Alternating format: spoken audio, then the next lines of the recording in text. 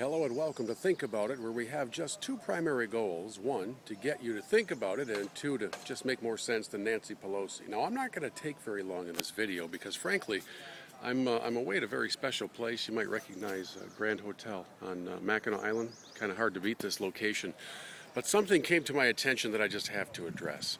Back last year, when the U.S. government nationalized both the automotive and the financial industries, one of the very negative byproducts for that decision was the death in Michigan of a long-time tradition, the Buick Open. As it turns out, General Motors was no longer allowed to sponsor that event because golf was among those activities being demonized by the elected weasels in Washington. So what's changed?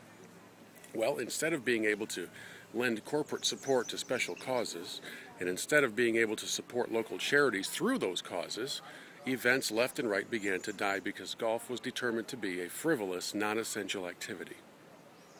Interesting. In fact, I find it even more interesting given the reality of the fact that now, during the greatest environmental crisis in the history of our nation, your president has managed to squeeze in 6 rounds of golf, along with several concerts and some other things that would be certainly deemed non-essential. So, when we see the blatant, utter hypocrisy of this administration, I'm left to ask one question, as he's playing golf day after day after day while claiming to be in control of all that's happening. What would be the national outcry?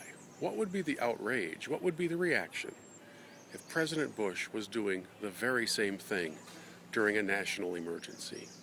You see, my friends, we live in this nation by a double standard, although the chickens are starting to come home to roost. Think about it. I'm going back on vacation.